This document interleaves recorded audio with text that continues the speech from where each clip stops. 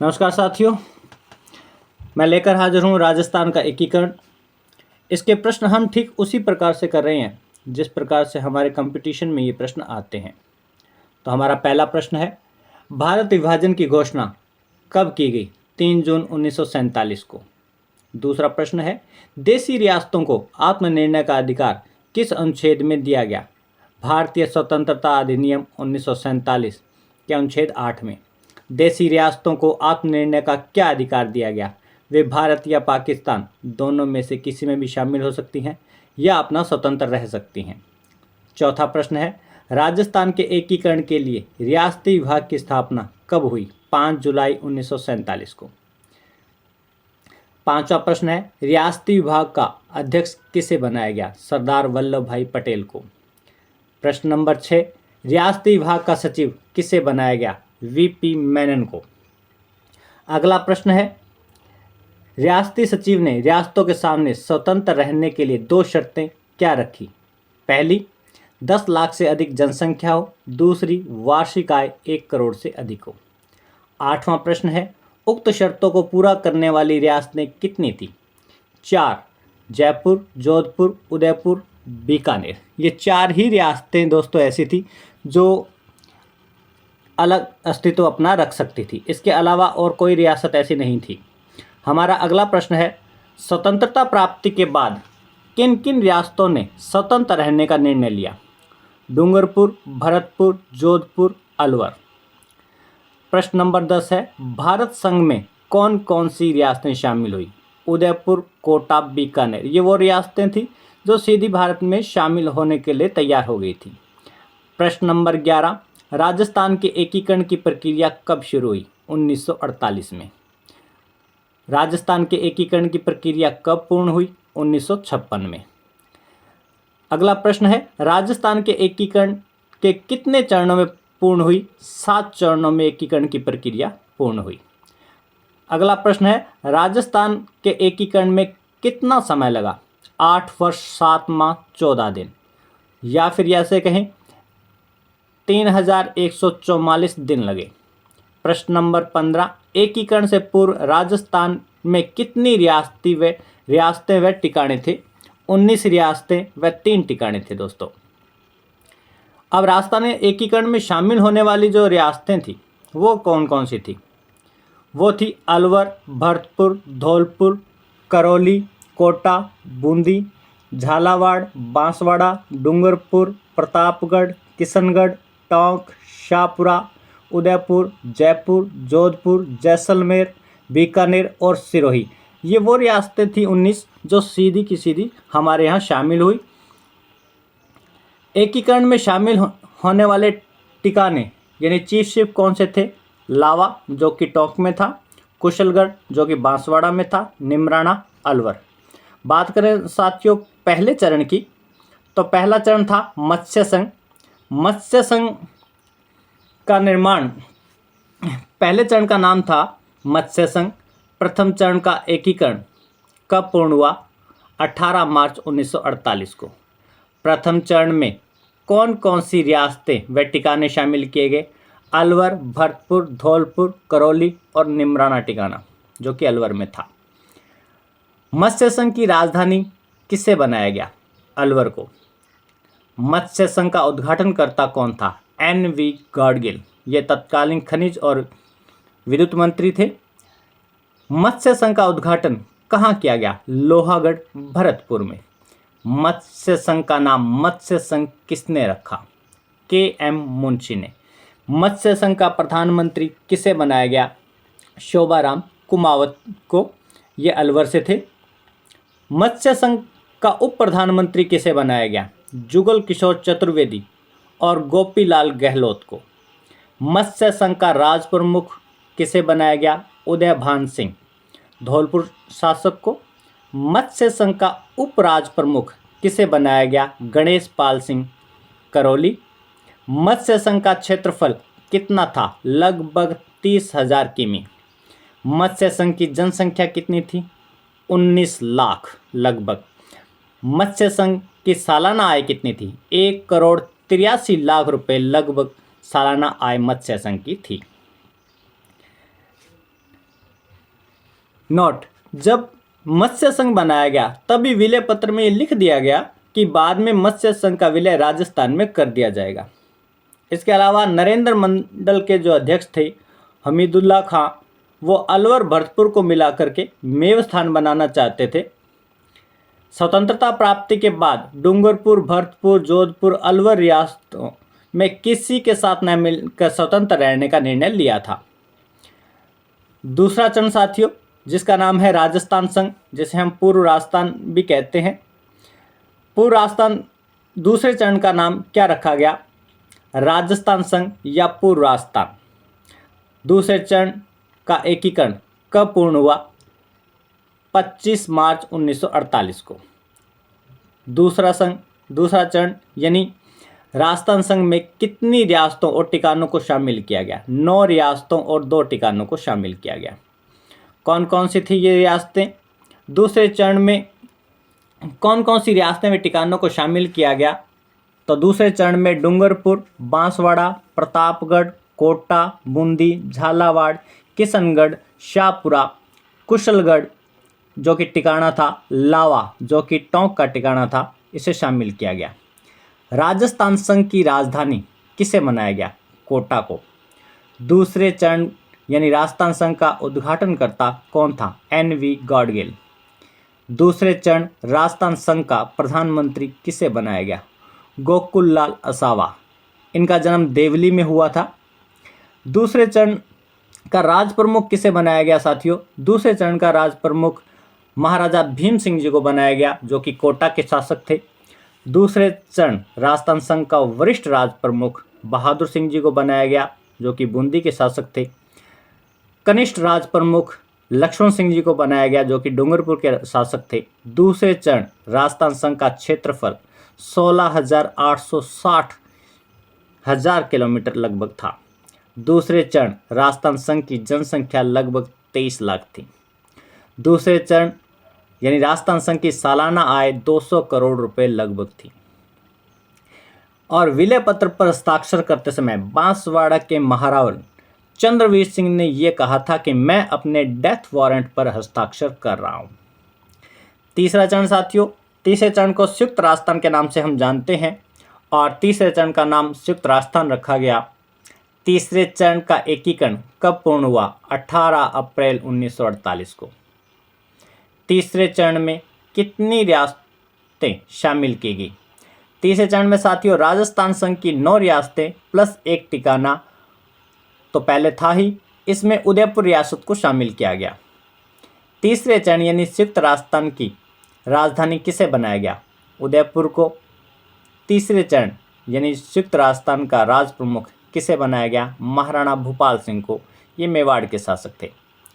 तीसरे चरण संयुक्त राजस्थान का वरिष्ठ राज प्रमुख किसे बनाया गया? महाराजा भीम सिंह को। ये कोटा के शासक थे। तीसरे चरण के कनिष्ठ राज प्रमुख बनाए गए बहादुर सिंह जी, ये बूंदी के थे। दूसरे बनाए गए लक्ष्मण सिंह जी, ये डूंगरपुर के थे। तीसरे चरण यानी संयुक्त राजस्थान का प्रधानमंत्री माणिक्यलाल वर्मा को बनाया गया। तीसरे चरण संयुक्त राजस्थान का प्रधानमंत्री माणिक्यलाल वर्मा को बनाने की सिफारिश पंडित जवाहरलाल नेहरू ने की थी। तीसरे चरण यानी संयुक्त राजस्थान का उप प्रधानमंत्री किसे बनाया गया? गोकुल लाल असावा को। तीसरे चरण संयुक्त राजस्थान का उद्घाटन किसने किया? पंडित जवाहरलाल नेहरू ने। तीसरे चरण संयुक्त राजस्थान का उद्घाटन कहाँ किया गया? कोटा में। तीसरे चरण का क्षेत्रफल कितना था? 29,777 वर्ग मील। तीसरे चरण की जनसंख्या कितनी थी? 42,60,918 लगभग। तीसरे चरण यानी संयुक्त राजस्थान की वार्षिक आय कितनी थी? 316 करोड़ लगभग। नोट, मेवाड़ महाराणा भूपाल सिंह को 20 लाख रुपए की प्रीवी प्रस प्रदान किया गया। एकीकरण के समय मेवाड़ महाराणा भूपाल सिंह एकमात्र अपाहिज व्यक्ति थे। साथियों, ये प्रश्न कई बार हमारे कंपटीशन में पूछा जा चुका है। चौथा चरण की अगर हम बात करें तो चौथे चरण में साथियों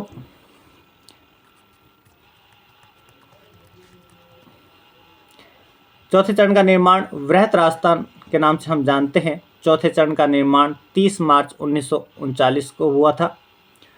चौथे चरण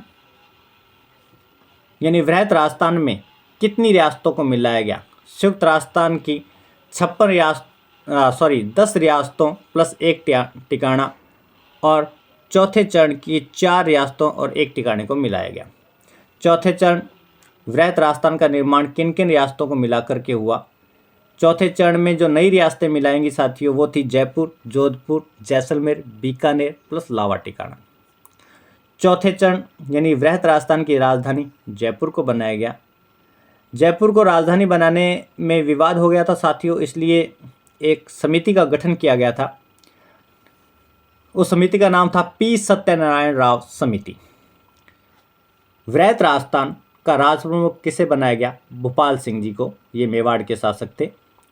राज प्रमुख बनाया गया मान सिंह जी को, ये जयपुर के शासक थे।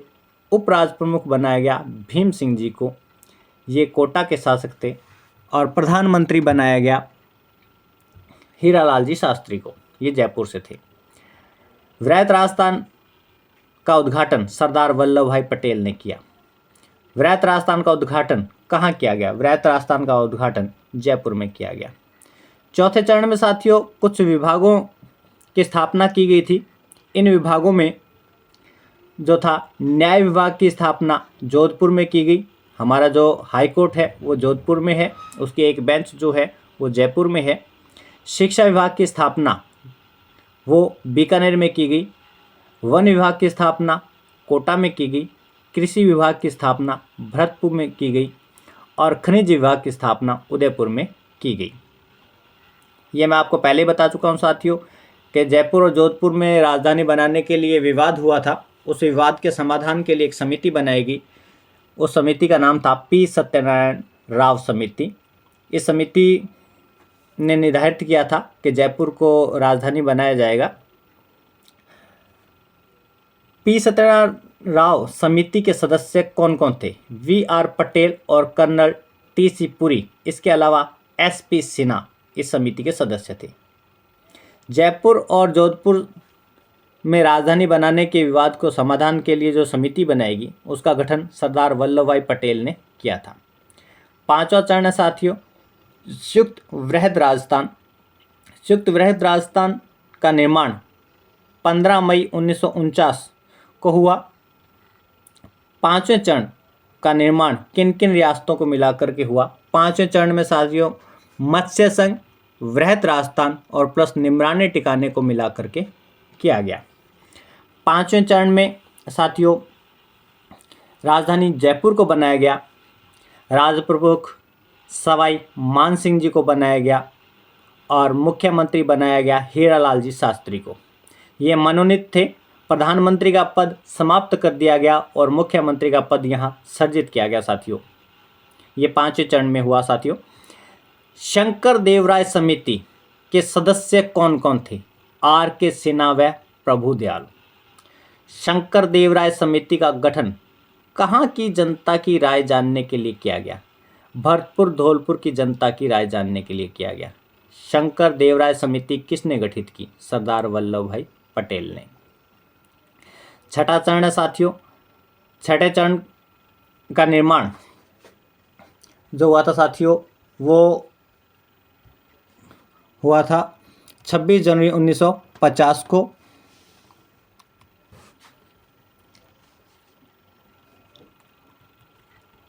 छठे चरण का नाम रखा गया राजस्थान संघ। छठे चरण राजस्थान संघ का निर्माण किन किन रियासतों को मिलाकर के हुआ? वृहत राजस्थान प्लस सिरोही। इसमें आबू और देलवाड़ा जो क्षेत्र था वो शामिल नहीं था। छठे चरण राजस्थान संघ में आबू दिलवाड़ा सहित 89 गांवों को किस में मिला दिया गया था? सौराष्ट्र, गुजरात और महाराष्ट्र में मिला दिया गया था। गोकुललाल असावा का गांव कौन सा था? हाथल गांव, सिरोही में। साथियों ये बहुत इंपॉर्टेंट क्वेश्चन है क्योंकि बहुत बार ये पूछा गया है कि गोकुललाल असावा का गांव कौन सा था? सिरोही। 26 जनवरी 1950 को राजस्थान को किस श्रेणी का राज्य बनाया गया? बी श्रेणी का, या यूं कहे साथियों ख श्रेणी का। छठे चरण यानी राजस्थान संघ की राजधानी किसे बनाया गया? जयपुर को। राजस्थान संघ का महाराज प्रमुख किसे बनाया गया? भोपाल सिंह, जो कि मेवाड़ के थे। राजस्थान संघ का राज प्रमुख किसे बनाया गया? सवाई मान सिंह जी को। मुख्यमंत्री साथियों राजस्थान संघ का हीरालाल जी शास्त्री को बनाया गया।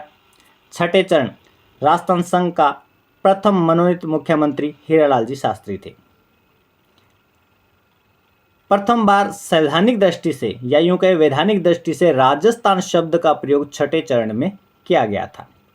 सातवां चरण है साथियों, जो कि वर्तमान राजस्थान के नाम से हम जानते हैं। सातवां चरण यानी राजस्थान का निर्माण 1 नवंबर 1956 को हुआ। सातवें चरण में कौन कौन सी रियासतों को शामिल किया गया? इसमें राजस्थान संघ, अजमेर मेरवाड़ा प्लस आबू देलवाड़ा और सुनेल टप्पा जो वो मिलाया गया। सातवें चरण के अंदर जो पद था जो हमारे यहाँ राज प्रमुख का पद था उसे हटा दिया गया और उसकी जगह राज्यपाल का पद सृजित किया गया। गुरमुख निहाल सिंह जो थे वो पहले राज्यपाल बने। पहले मुख्यमंत्री मोहनलाल जी सुखाड़िया बने। राज्य पुनर्गठन आयोग की सिफारिश पर 1 नवंबर 1956 को राजस्थान में किसे मिलाया गया? अजमेर मेरवाड़ा प्लस आबू तहसील को मिलाया गया। मंदसौर जो कि मध्य प्रदेश में था के शामिल हुए सुनेल टप्पा को राजस्थान के किस जिले में शामिल किया गया? झालावाड़ में। राजस्थान के झालावाड़ जिले के सिरोंज को किस राज्य में मिलाया गया? मध्य प्रदेश में। 1 नवंबर 1956 को 26वां जिला किसे बनाया गया? अजमेर को बनाया गया साथियों। राज्य पुनर्गठन आयोग 1955 के सदस्य कौन कौन थे? फजल अली ये अध्यक्ष थे। हरदेनाथ कुंजौर, के.एम. पणिकर ये इसके सदस्य थे और इसने अपनी रिपोर्ट 1958 में पेश की। राज प्रमुख का पद समाप्त कर दिया गया और उसकी जगह राज्यपाल का पद सृजित किया गया 1 नवंबर 1956 को। राजस्थान की सबसे प्राचीन रियासत मेवाड़ उदयपुर थी। सबसे नवीन रियासत झालावाड़ थी। जनसंख्या की दृष्टि से छोटी रियासत शाहपुरा थी। राजस्थान की सबसे ज़्यादा कौन सी रियासतें थी? राजपूत रियासतें थी। राजस्थान की एकमात्र मुस्लिम रियासत टोंक थी। राजस्थान में जाटों की कितनी रियासतें थी? 2 रियासतें थी साथियों, भरतपुर और धौलपुर। विलय पत्र पर हस्ताक्षर करने वाली पहली रियासत बीकानेर। विलय पत्र पर हस्ताक्षर करने वाली अंतिम रियासत धौलपुर थी साथियों। इसके अलावा एकीकरण में शामिल होने वाली पहली रियासत अलवर थी और एकीकरण में विलय होने वाली अंतिम रियासत सिरोही थी। एकीकरण का पहला प्रयास किसने किया? राजस्थान के एकीकरण का पहला प्रयास जनरल लिनलिथगो ने किया था, जो कि लगभग 1940 में था। राज्यों की श्रेणी समाप्त कर दी गई। ये 7वें संविधान संशोधन में किया गया। उस समय मोहनलाल जी सुखाड़िया राजस्थान के मुख्यमंत्री थे। धन्यवाद साथियों। आपको ये वीडियो कैसा लगा मुझे कमेंट करके बताएं और साथ ही आप मेरे व्हाट्सएप ग्रुप में जुड़ सकते हैं और अपना जो भी आपको लगे, आपके जो सुझाव हों वो मुझे ज़रूर दें ताकि मैं आपके लिए और अधिक से अधिक वीडियो पेश कर सकूं। धन्यवाद साथियों।